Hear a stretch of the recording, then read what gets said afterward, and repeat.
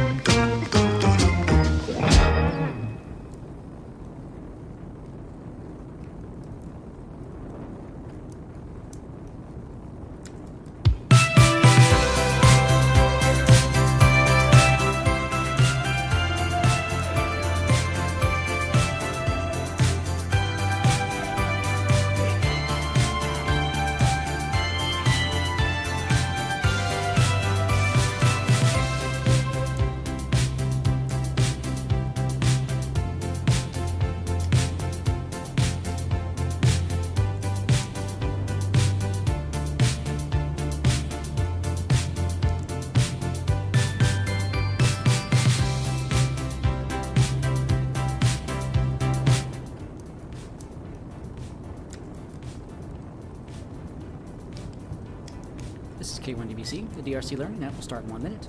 All stations please stand by.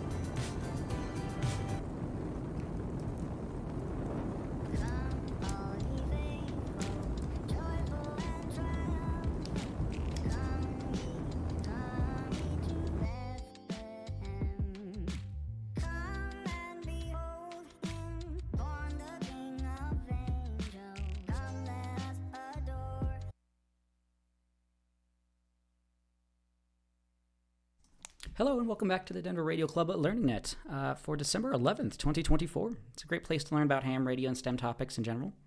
And thankfully, we have plenty of combined experience and expertise.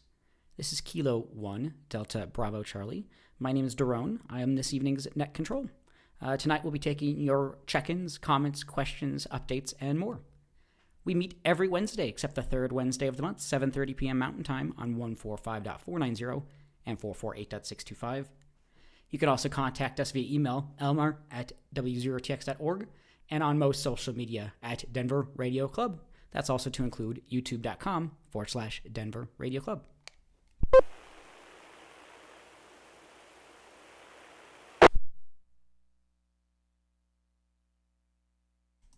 This net can be broken for emergency or priority traffic by using the word break. Is there any emergency or priority traffic at this time?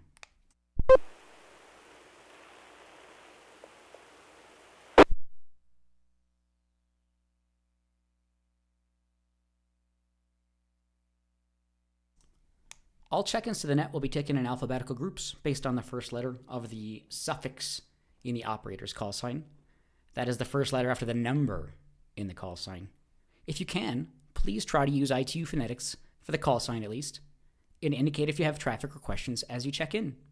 You can follow along with who's checked in over on w0tx.org/check-in.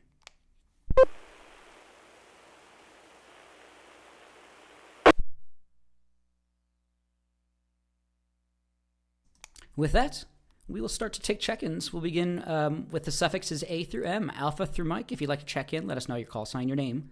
And if you have traffic or questions, A through M, please call now.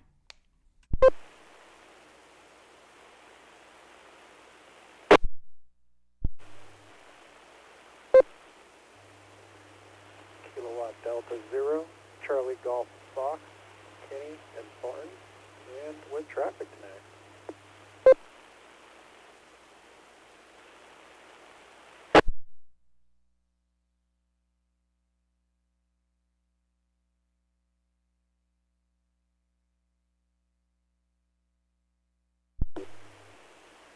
Alpha Fox 0 Echo, Alex.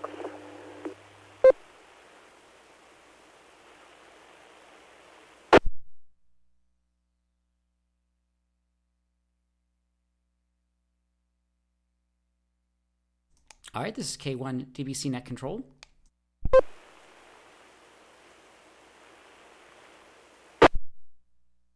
Might be a bit of a quiet evening, but that's to be expected at least at this time of the year. Though with that, we had KD0 CGF Kenny with traffic and Alex AF0E. Thank you both so much for checking in. We'll go ahead and open up the whole alphabet. We'll take all call signs, all call suffixes. Let us know your name, your call, and if you have any traffic or questions, please call now.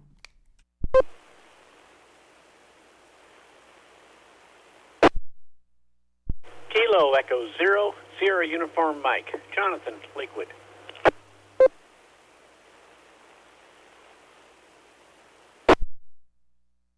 November 0, Tango Romeo Papa, Jim in Lakewood. Good evening.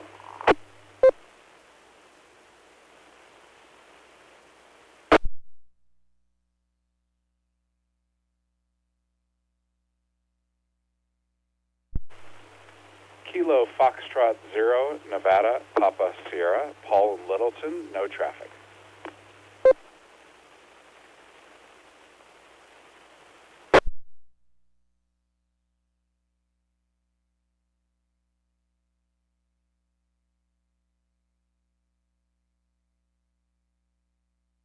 Whiskey 0 Alpha Whiskey Sierra, Albert in Westminster, no traffic. W0TX repeater.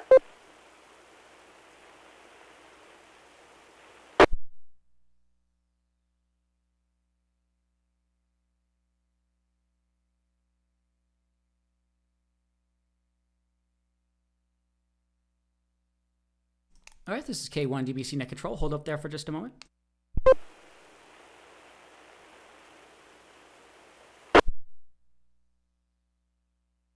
Net Control would like to welcome and acknowledge the following check-ins. KE0SUM, Jonathan, N0TRP, Jim, KF0NPS, Paul, and W0AWS, Albert. Thank you all so much for checking in. Again, we're taking all call signs, all call suffixes. This is the Denver Radio Club Learning It. If you'd like to check in just for the count, or if you have any traffic or questions, A through Z, Alpha through Zulu, let us know your call sign, your name, and if you have any traffic or questions, please call now.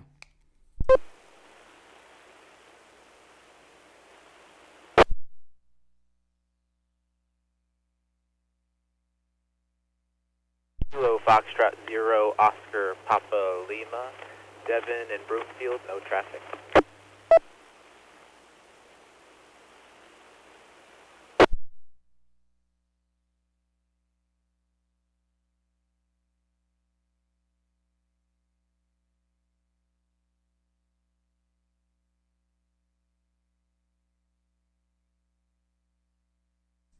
All right, Net Control, I'd like to welcome Knowledge of Following Check-In. It sounds like you've checked in here to this net before, but maybe first time I've heard your voice and call. Devin, great to hear you in there. KF0OPL, thank you so much for checking in.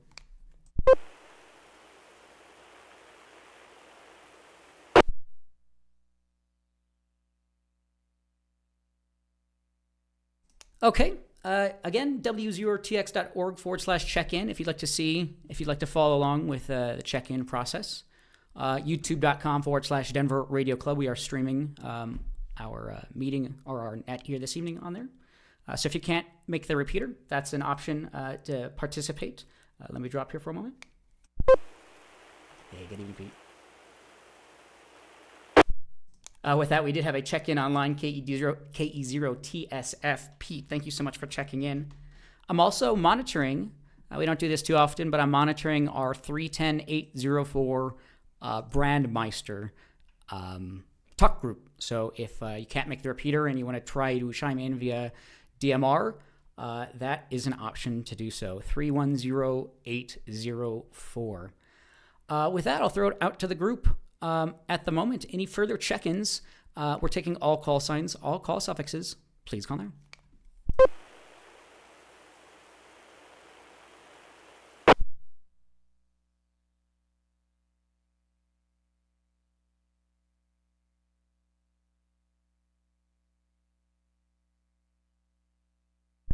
AWS here. I have a question. I note that some people have like an N0 for their first two letters, and some people have two letters KF, and then there was an AF0 in there. What are the meanings of the different first letters of the call signs? Over.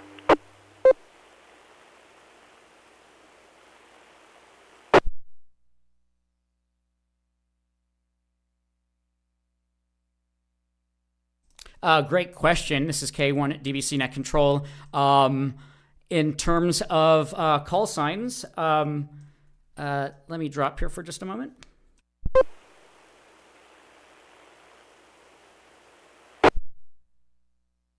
I believe that's down to the ITU, International Telecommunication Union, not just by country but also by state. Has done so. So you can see the same thing with commercial radio stations throughout the country. They'll have certain prefixes throughout the country. So the same thing applies to amateur radio call signs as well.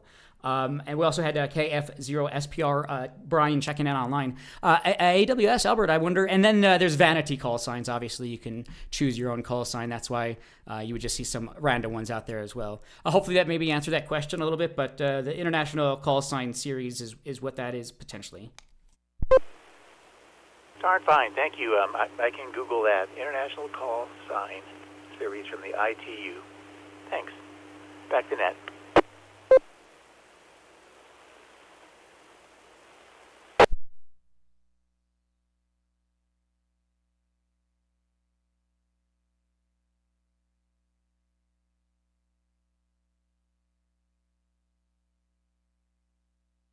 Tom at SUM.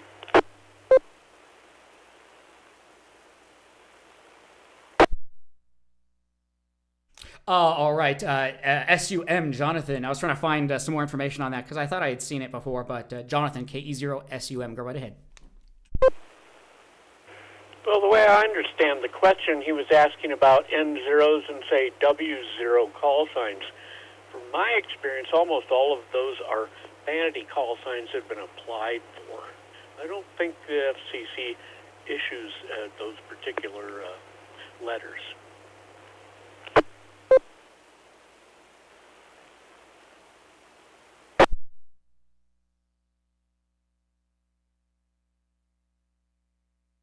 All right, this is K1 DBC Net Control, looking at a Wikipedia article here.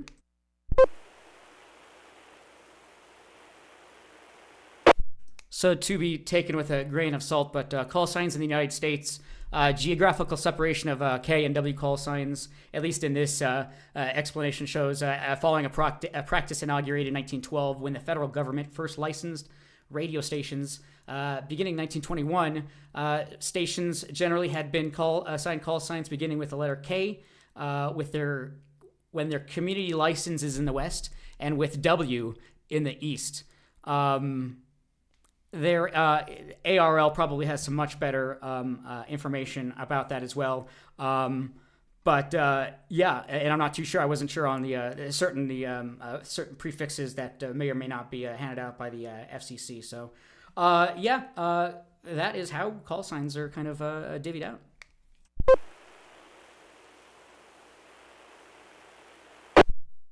AWS here. So vanity call signs, I take it that those could be anything you want, so long as you pay for it or request it. Over.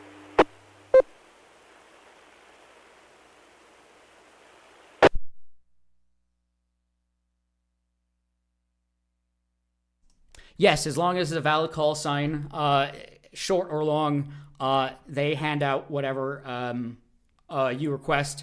But it is also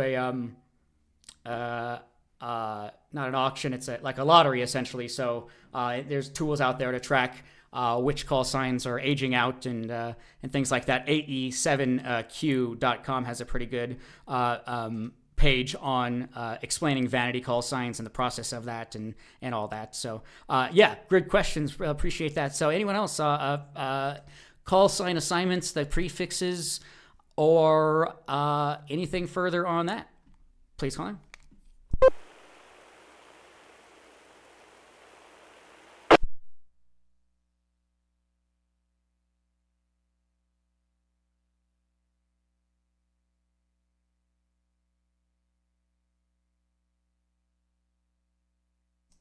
All right, this is K1 DBC Net Control.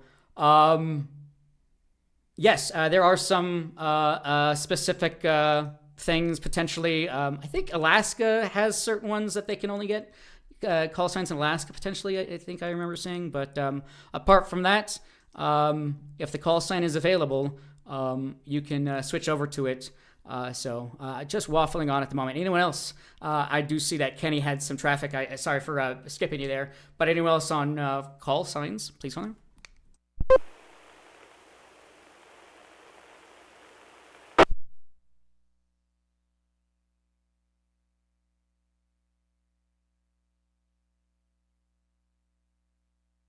Okay, one last thing on there. Sometimes people choose their call sign based on CW operation. It's easier to send certain call signs with weighted of phonetics. So that's something to take into just take with note. This is K1 DBC. With that, we'll throw it over to Kenny, KD0CGF. The net is yours. Go ahead.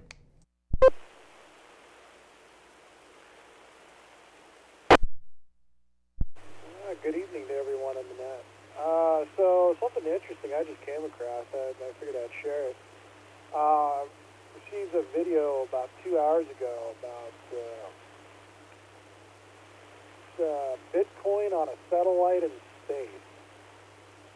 And I did a quick Google search here, and it showed the Bitcoin blockchain from space. No internet connection required. The Blockstream satellite network broadcasts the Bitcoin blockchain around the world 24/7 for free. Let me drop for a second.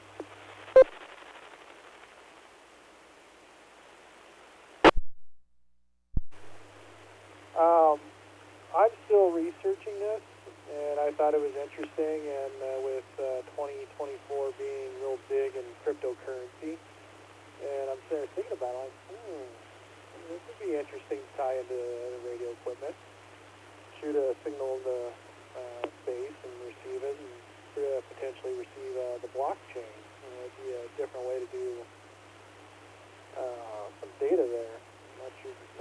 sure what it would fall under, but just wanted to share it with everybody. This is KD0CGF, back to net.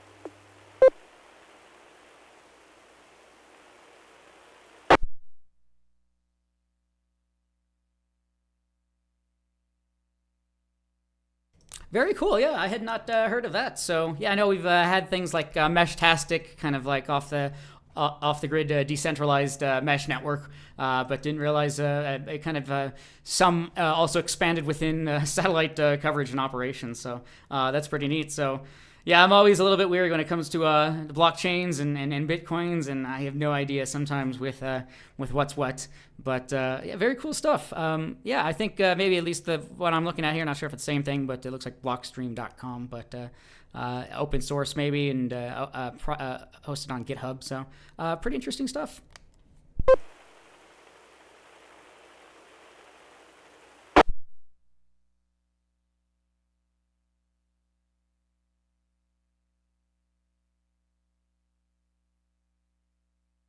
Let's see, on the technical side, it looks like they have their base station. It looks like it's sold out, but for $4.99, it uses a C-band on this one, and then KU bands on the other. So that would be up in the gigahertz, I believe. C-band is 3.7 to 4.2 gigahertz, and the KU band is 12 to 18 gigahertz. So I've not done any satellite operations myself. I've heard of moon bouncing and things like that, but I've not done any satellite work really. But yeah, very cool stuff. Anyone else on that, or if you have any follow up on that, Kenny, go ahead.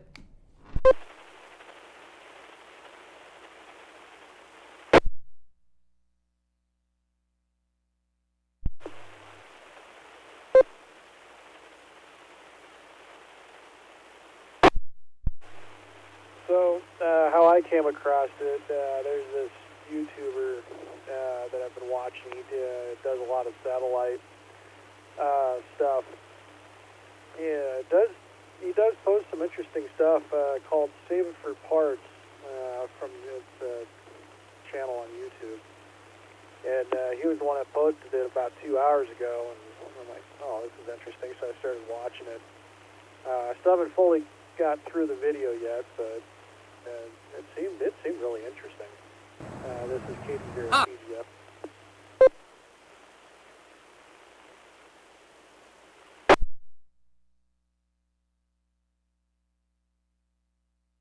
Okay, yeah, this guy has come up in my YouTube feed as well. Looks like in the past. Yeah, it looks like a couple of hours ago, found a Bitcoin in satellite in space. So pretty cool video here. Yeah, he's done a lot of kind of out there type work in the past. So if anybody's interested in some of this stuff, yeah, really good channel as well. Save It for Parts. Very cool.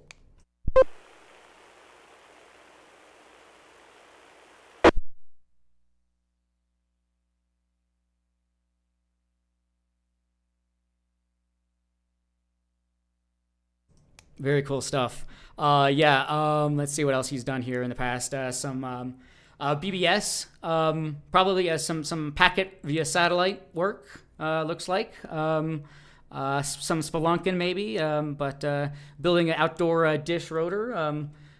Pretty cool stuff there. So really neat.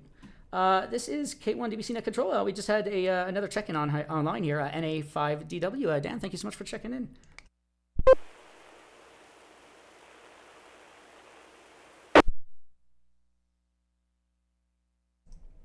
Let's see, this is K1 at DBC Net Control, I guess, talking about satellites. A recent article I can bring up here.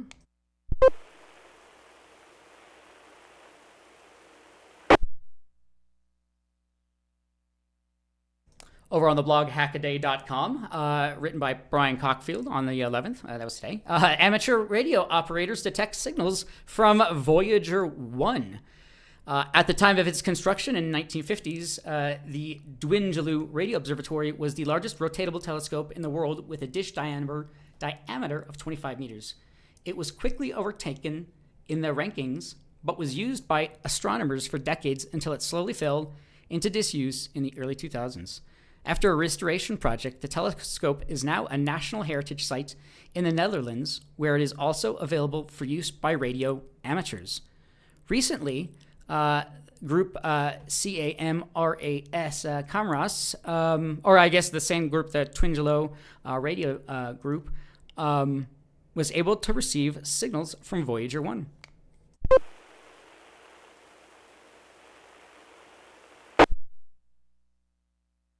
Just a couple more paragraphs. Famously, Voyager 1 is the furthest man-made object from Earth, having been launched on a trajectory out of the solar system in 1977. As a result of the distance and age, the signals it sends out are incredibly faint. The team first had to mount a new antenna to the dish, which was not originally designed for signals in this frequency, which added to the challenge.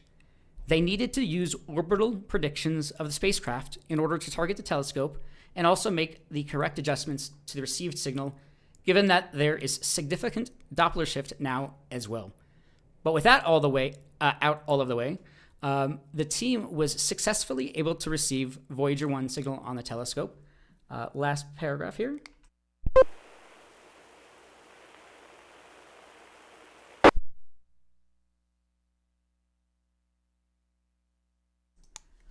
Only a few telescopes in the world have ever been able to accomplish this feat, making it all the more impressive. Normally, Voyager 1 is received using the Deep Space Network, a fleet of much larger dishes stationed around the world and designed for these frequencies. But this team is used to taking on unique challenges. They also decoded the first ham radio station on the moon and made a radar image using LoRa, mesh systems. So very cool stuff. Let's see, Voyager 1 distance. Let's see if I can find that.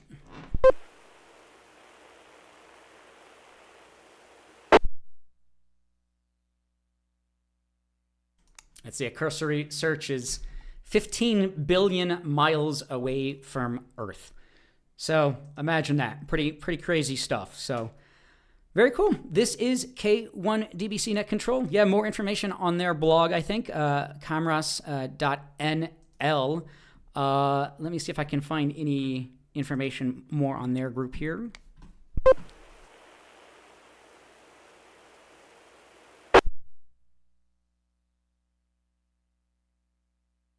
Question. W0TX repeater. All right.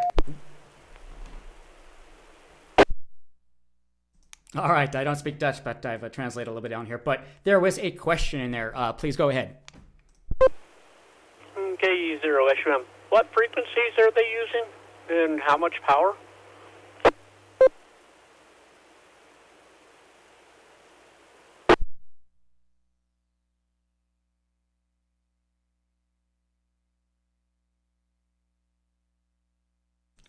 Great questions. Very basic, you would think. Let me see if I can have some information here. If they have shown that.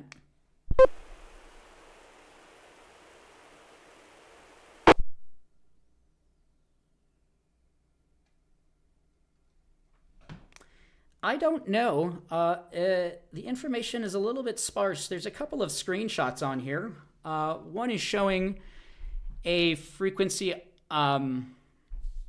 looks like maybe a 10 kilohertz wide reading. They're seeing 61 dB, I believe. They're receiving that signal.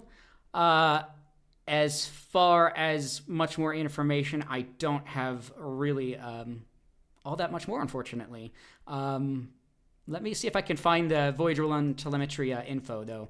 Anyone else on that, please hold on.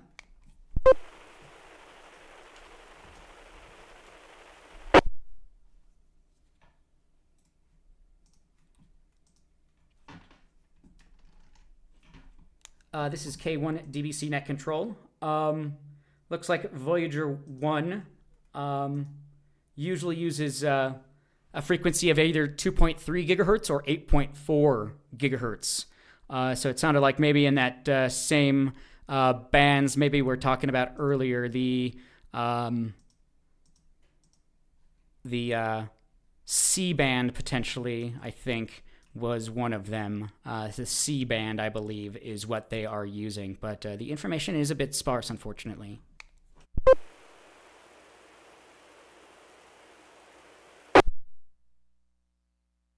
Well, you would think they couldn't use too much wattage since they're using solar power. So it's interesting. I know it takes a long time to get back to Earth, but that's what makes radio so fascinating. Okay, E0SUM, back to that.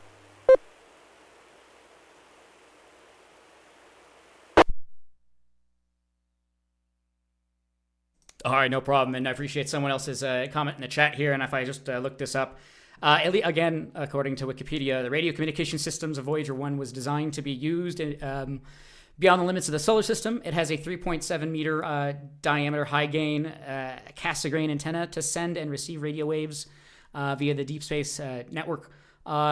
Normally transmit data to Earth over, again, channel 18, 2.3 or 8.4 gigahertz, while signals from Earth to Voyager are transmitted at 2.1. When Voyager 1 is unable to communicate with the Earth, its digital tape recorder can record about 67 megabytes of data for later transmission. As of 2023, signals from Voyager 1 take more than 22 hours to reach Earth. So that's a little bit more technical information on that.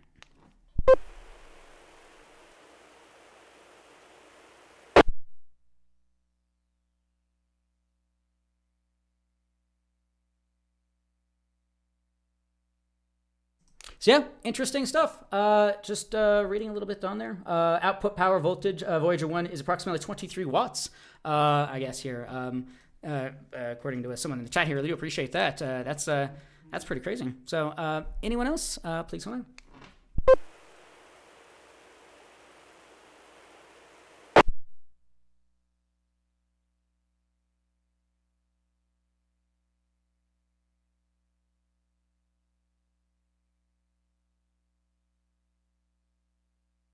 I guess going back a little bit to that financial story, there have been other stories in the news recently, and I'll take check-ins here in a minute. But there were some news articles earlier this year about stock exchange groups using HF to reduce latency in stock exchange order data transmission via wireless microwave networks.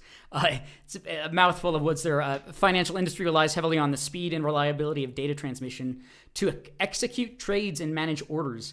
In the fast-paced environment of stock exchanges, where milliseconds can translate to significant financial gains or losses, the method by which order data is transmitted is crucial. Wireless microwave networks have emerged as a critical technology for order transmission, offering numerous advantages over traditional methods. So there have been news articles about stock traders using HF networks to trade across the Atlantic and things like that. So I guess this has been out for a while. So another random story, but we'll throw it out to the group.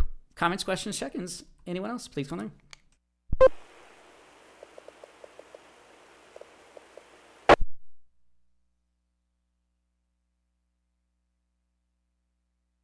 Kilo Foxtrot 0, Foxtrot Papa India, Ron in Lakewood, late check-in.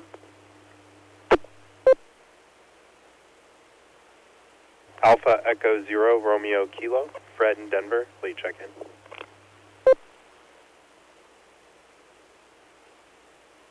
Kilo 0, Bravo Charlie X-ray, Tim in Denver, late check-in. No traffic, late check-in.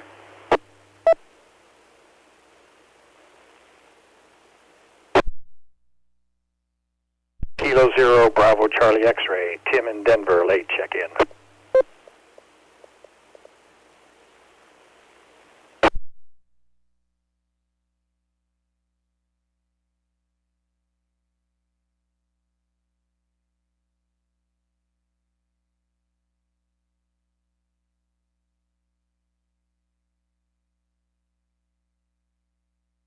All right, this is K1 at DVC Net Control. We'll hold up there for just a moment.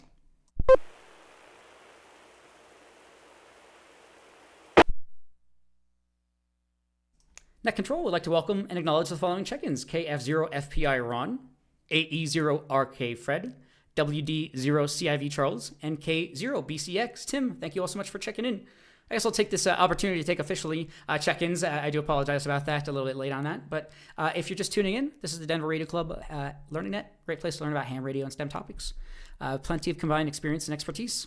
We're taking all call signs, all call suffixes. If you'd like to check in, let us know your call sign, your name, and if you have any traffic or questions, please call now.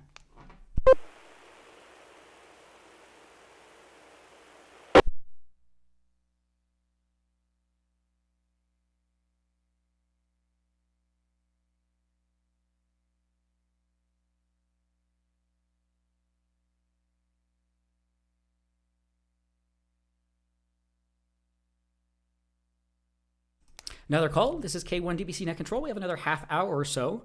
If you'd like to check in, let us know your call sign, your name, and if you have any traffic or questions, please call now.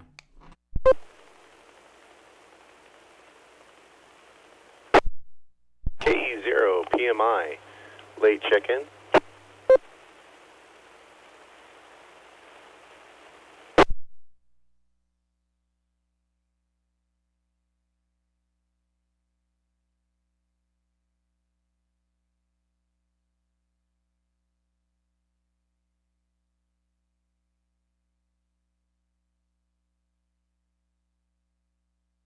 All right, this is K1DBC Net Control. I believe first time checking in, or in a while at least. KE0 PMI. Chris, thank you so much for checking in. Got you checked in there. And Alpha Foxtrot 0, Alpha Sierra, late check-in.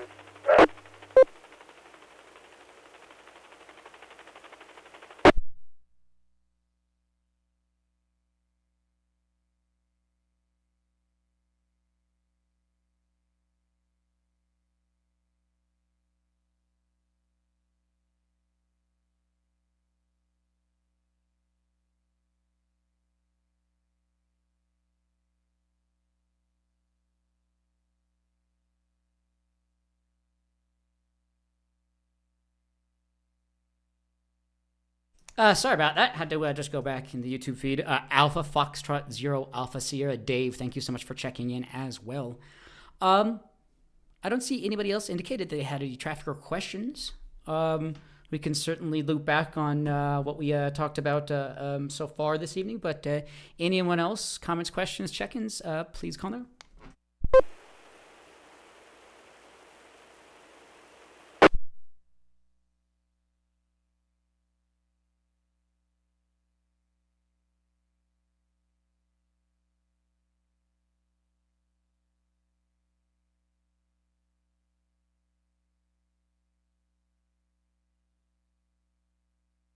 All right, there. This is K1DBC Net Control. There was a question in the chat here, and I do apologize. It's Cowtick Designs. I'm not too sure on the call sign or name, but they were been providing some help and some follow up here. Really do appreciate that. They were asking about 23 centimeter and 33 centimeter phone and image use for technicians. Let's see, I have the ARL band plan up here. So anybody on that 23 centimeter and 33 centimeter phone and image use for technicians? Anyone on that, please call now.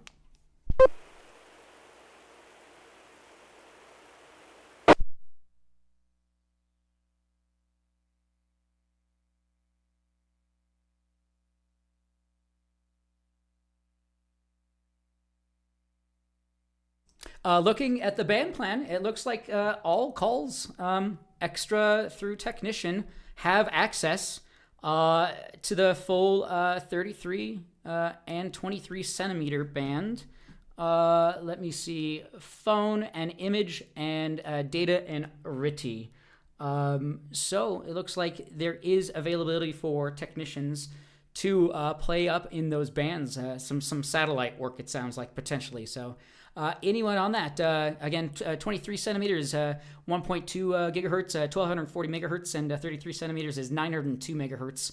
Kind of in the ISM, Industrial Scientific Medical Band, or probably maybe a little bit out of it, but it is available for use, maybe 5 watts or so on those bands. Anyone on that, please call them.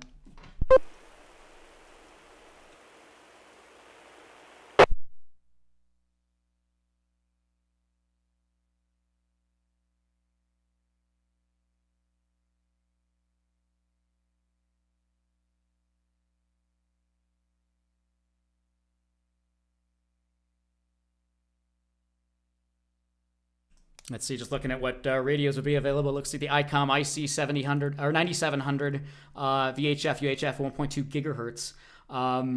So yeah, probably he was maybe talking about moon bounce or something else earlier. So that might be an option there. Or but it looks like there is a privilege for technicians.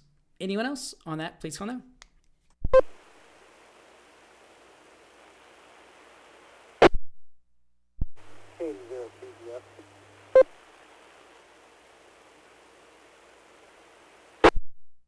Yeah, CGF. Go right ahead.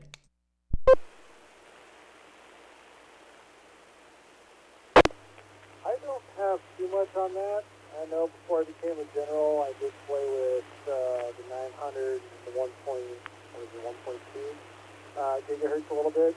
We do have a couple repeaters here in the States. And the one I played around with, I believe, was the 1.2.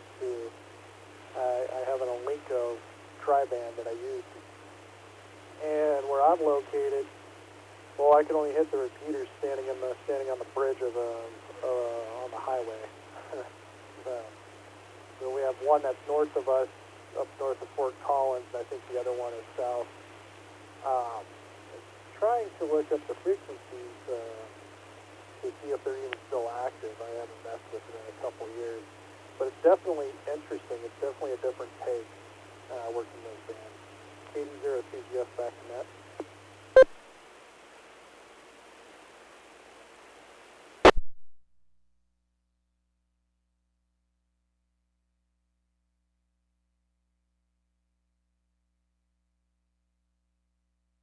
Very cool. Sounds good. Yeah, I'm not too sure what state they're in, but yeah, depending on where you're at, repeaterbook.com is a good option. It looks like, we do have quite a few of the 33 centimeter one repeaters and a couple of the 23 centimeter repeaters available. So very cool stuff. I also looked at, I just found an article about K0NR doing a Summits on the Air on 23 centimeters for Colorado 14er event in 2022 over on their blog, k0nr.com. He has some more information. He wanted to beat the distance, so he checked with the usual soda activators that use 23 centimeter band. So sounds like Summits on the Air is an available option as well for that usage. So really cool stuff. Anyone else on that? Please call now.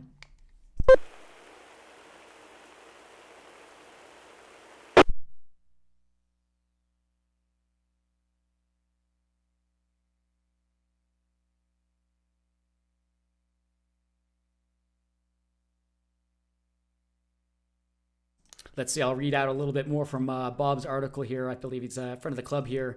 For that event, let's see. He decided to make some long-distance contacts on the 23 centimeter band, which is 1.2 gigahertz. Dave W0ADV and himself worked summits to summits at a distance of 244 kilometers with best results so far. For that event, they wanted to beat that distance. Let me see some technical information here. The distance from Pikes Peak, where he was at, to N0OY is almost 400 miles. The FM handheld radio approach was probably not going to work. He used an ICOM 9700 with 10 watts of RF power on a Yagi antenna. Pete used an ICOM IC 705 to drive a transverter that supplies 50 watts of RF to an 8-foot dish antenna at 45 feet. He chuckled when he heard this because the IC 705 is a popular Summits on the Air rig, just not usually found on 23 centimeters. So, has set up a transmitting on 1296.1 megahertz. They started with CW, tried single sideband. Conditions were marginal enough that they did not try single sideband. So a lot more information on his page. So sounds like some pretty good options in there. This is K1DBC Net Control. Anyone else? Please call in.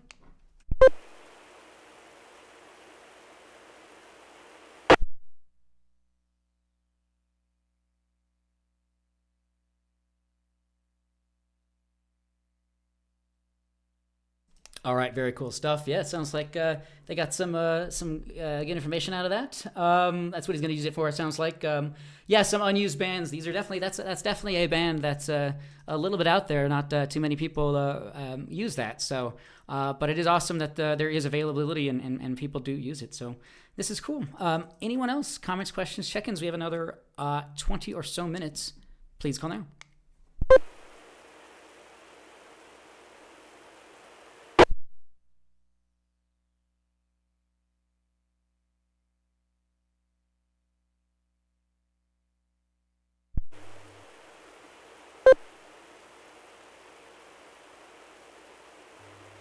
KD0CGF. I have another random thing here.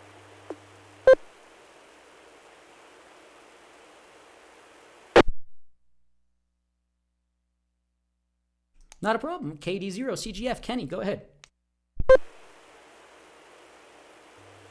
So, anybody hasn't been on QRZ in a while, or look at the rewards page, 12 days of QRZ is currently going on. Looks like that's 3 months. So December, January, February, you got 3 months to make 12 contacts. And you get a little thing with the holiday logo. It's kind of neat. KD0CGF.net. W0TX repeater.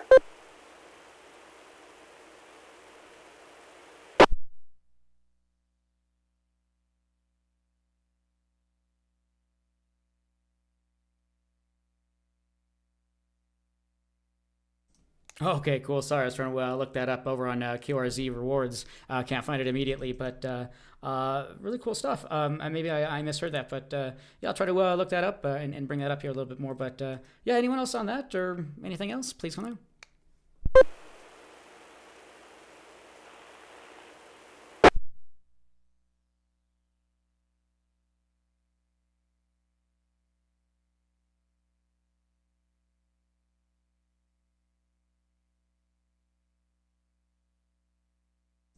All right, this is K1 DVC Net Control. I certainly could bring up a story or two, but we have 20 or so minutes here still left. But anyone else? Comments, questions, check-ins?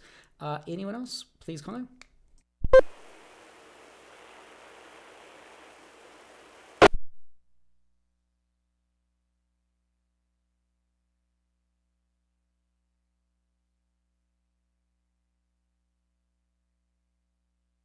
Let's see, there was a question in the chat about asking about APRS.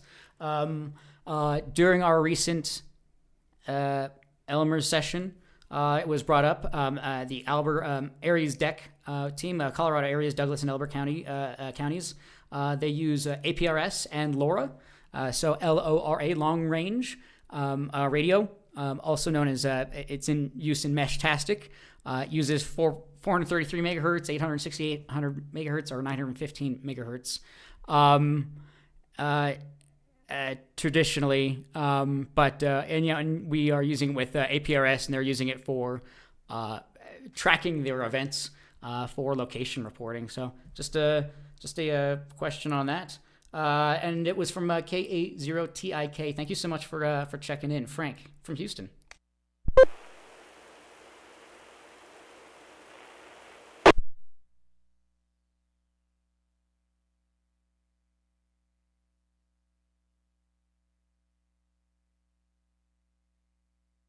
Yeah, anyone else? APRS usage recently. I have had a APRS radio for a while, but it has bit the bucket, so to speak. But APRS usage, aprs.fi, pretty cool website. You can see all the weather reporting stations around you. You can see who's beaconing APRS packets. You can see who's around you. So APRS, pretty cool stuff. Anyone on that? Anything else? Please let me know.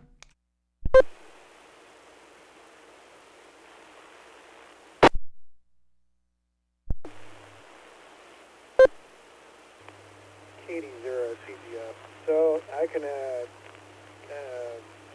give some thoughts on this. So recently, before I became local with my work, I was working on the road. And I actually had APRS set up on the vehicle I was using. And I had friends and family that were worried about the areas I was going in and my safety. And so when I would start my travels for the day, I would have the APRS going, and I would send them the link so they knew where I was, and if they ever worried about me, they're like, hey, oh yeah, he's over there. Wait, he's gone that far today. Wow. Like, yeah, it was pretty cool. And then seeing some of the, let me drop for a second.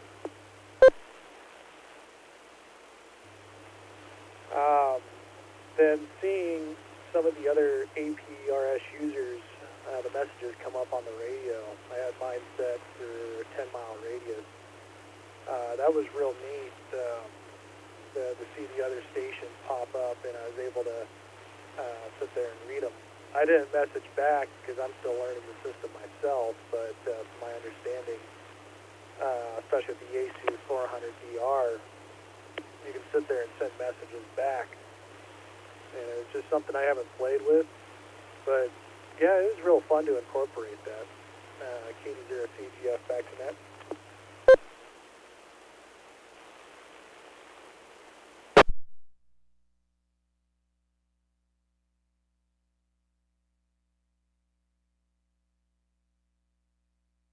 Very cool. Yeah, that would make a lot of sense. Be able to keep a hold of family members and things like that. Yeah, and it is basically off-grid messaging as well.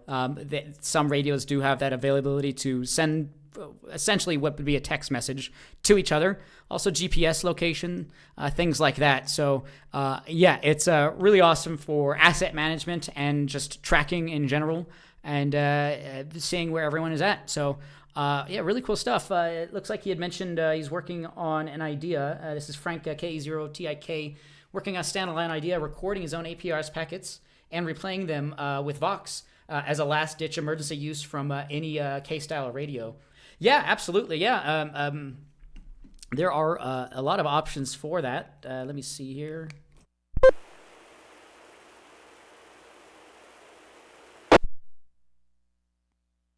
One of the more popular cables is the BTEC APRS-1 that you can plug in into any HT type radio, Bofang, BTEC, anything like that, and you can do packet radio through it as well to a computer or a Raspberry Pi or your phone, or there's also Bluetooth availability. So yeah, a great way to turn any non-APRS radio into an APRS capable radio using some other functionality. Very cool stuff.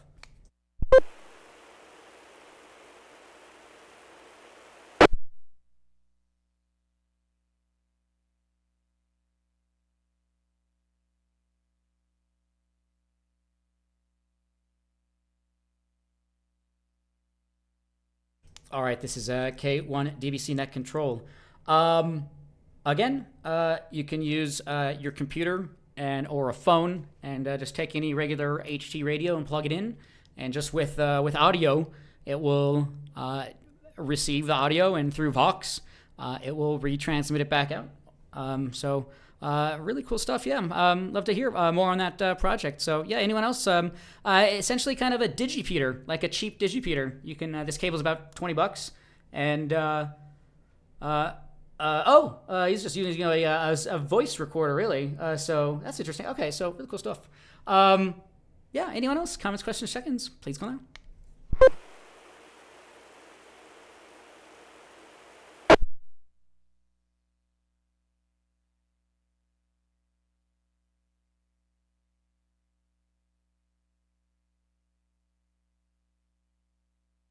All right, this is K1 DBC Net Control. So yeah, if you ever wanted to get into APRS digipeating, basically just repeating the signal back out that was received, it's a lot of options to do so.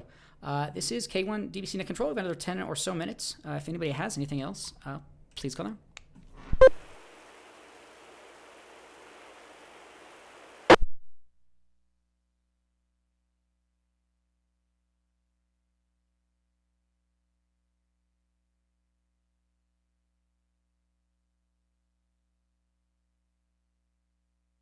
All right, we have another 10 or so minutes. I certainly can bring up an article or so, cover some club business. But anyone else? Comments, questions, check-ins? Please call now.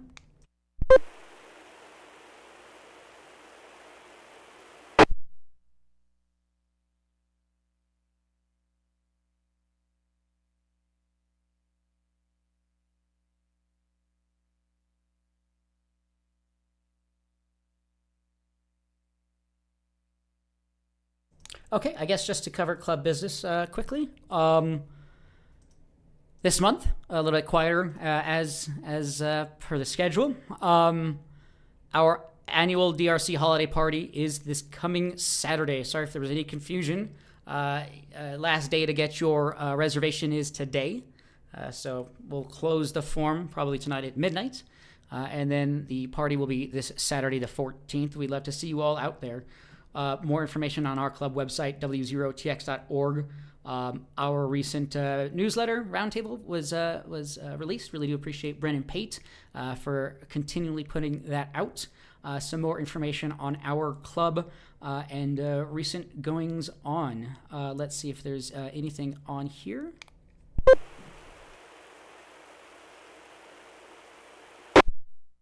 Appreciate just some new hands to the club. Let's see, Devin Langer, KF0PL, Vincent Keller, KF0KAR, and Aaron Hicks, no call sign available. Do appreciate all the editors and contributors, Bill Rinker, W60AV, for continually submitting content to the roundtable. If anybody's ever interested in helping publish articles or write articles, we have a lot of opportunities for that. So if you want to ever help contribute to our roundtable newsletter, please get a hold of us at roundtable@w0tx.org.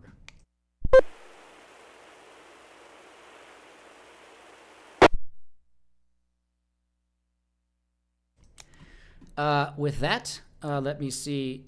Next week, I'll see if I can help. I think Kenny is going to try to maybe want to help run the net maybe next week. If you're still interested in that, Kenny, I can certainly take check-ins, and you can run the rest of the net if you're still out there and available to do so. I'll follow up via email. Sorry again for not doing so as quickly as I should have done, but if you want to work something out for next week, we should have an opportunity to do that.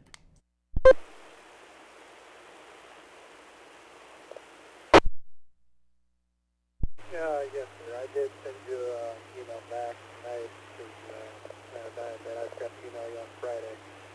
But yes, I should be able to run the net on next week. No worries there.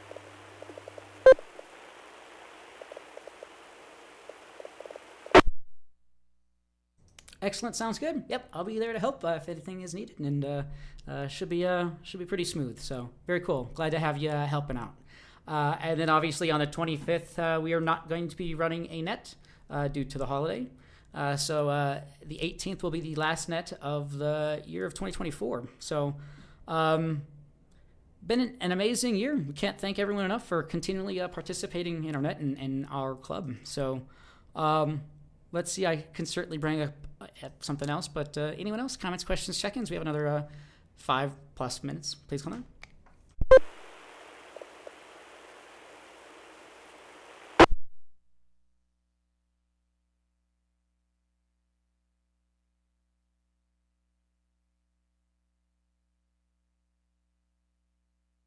All right, this is K1 DBC Net Control. Let's see if I can bring up last couple of news articles here, and then we can start to wrap things up.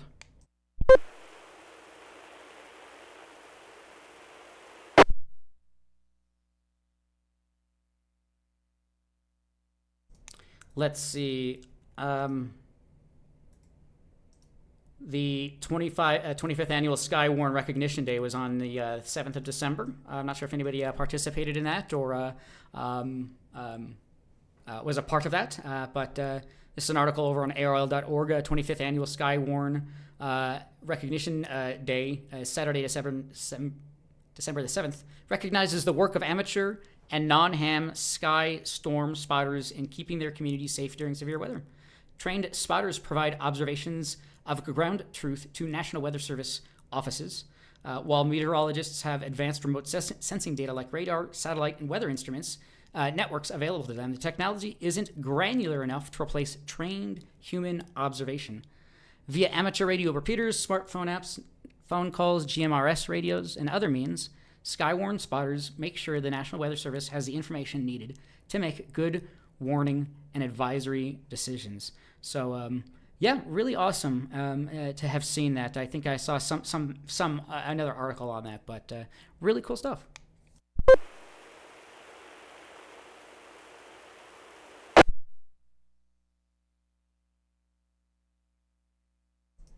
There was a question here, pretty apt, from Frank asking about WinLink for emergency use. And I believe a lot of these not necessarily Skywarn groups, but Aries groups for sure use WinLink for messaging capabilities. A lot of the groups have standardized on using on WinLink in our area and others. So there are ways to get into that, whether your radio has a TNC built into it or not. There's a lot of options for doing WinLink messaging, even over a software modem. Let me see if I can bring up that here real quick.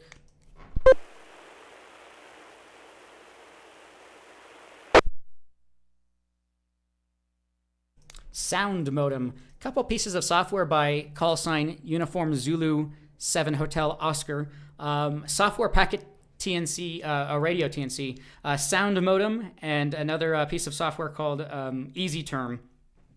So if you have a radio, again, VHF, UHF, you have the ability through software to do this.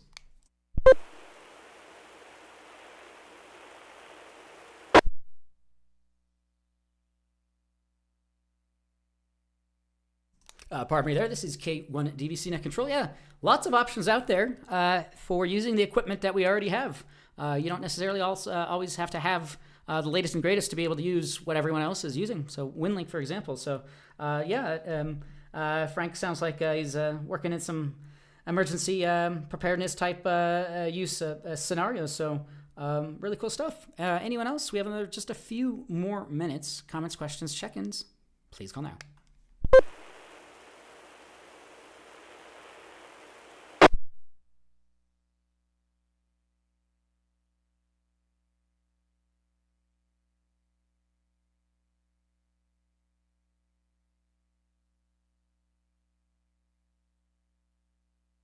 All right, this is K1 DBC Net Control. Just a couple more minutes here. Last minute comments, questions, check-ins, anything else for this evening's Learning Net? Please call now. Katie there at CDF. I got a question for the grid. Grid tracker for FT8. When using grid tracker in conjunction with WJST or WSJT, there's a little graph on grid tracker below the receive that shows the transmit and receive on the different bands. Is that pretty accurate? Or is it kind of just a timing thing? Katie here at CGF, back to net.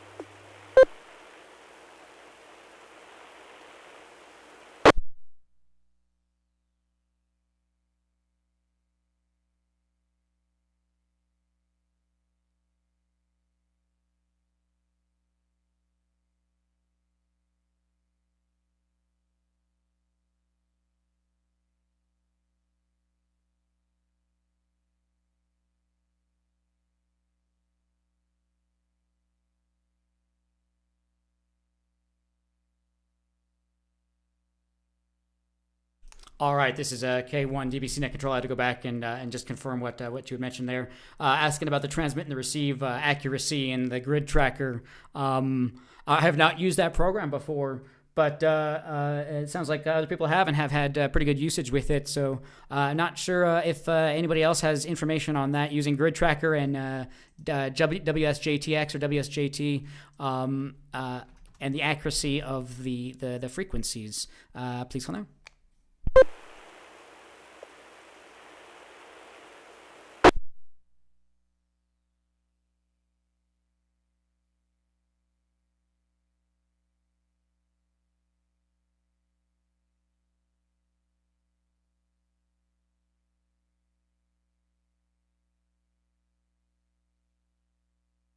All right, that may be a question for another net potentially, but FT8 grid tracker WSJTX. Anybody else on that accuracy of the calling or receive frequencies in terms of grid tracker usage? Please go on. 0TX repeater.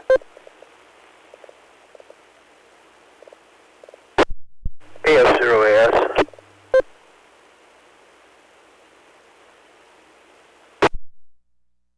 Let's see, we had Frank in the chat mentioning KE0TIK, mentioning he's a receive only as a tech, but it seems to be accurate for him. And I think there was also a Dave AF0AS. Go ahead. Yeah, I'm pretty sure that what that's showing is the results from one of the beacon networks. So it's not necessarily what you're receiving at your location, although it's close.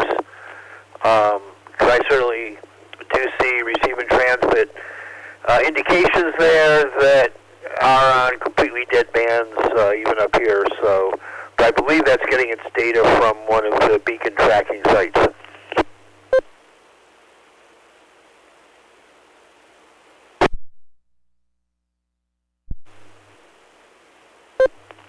Interesting. That makes sense. Yeah, because right now I'm on 30 meters and I'm watching the graph, and we got activity on 40 according to that.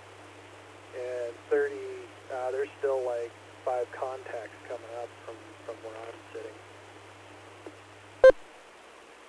That pretty well matches what I've got. So, yeah, I think if you look in the grid tracker docs, it tells you which one of the beacon sites it's tracking.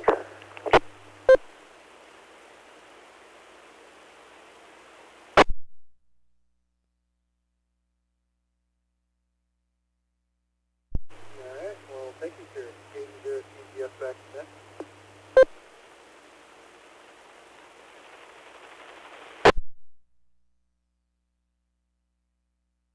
Excellent. Well, glad we could provide some assistance there. Thank you so much for the question and the follow-up there. Really do appreciate that.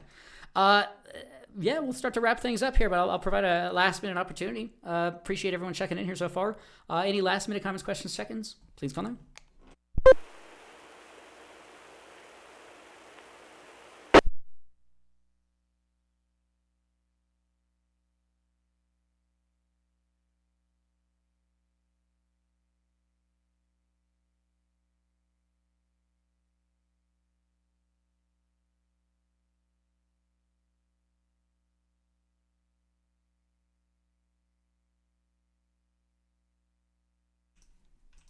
All right, this is K1 DBC Net Control.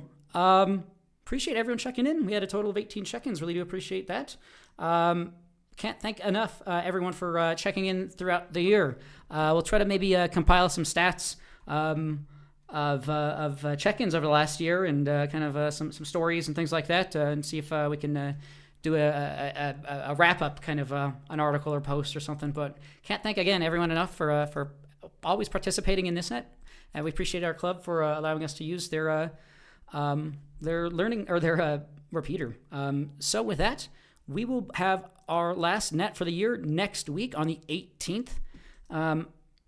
Let's see, 19:30 p.m. So with that, more information on our club, w0tx.org.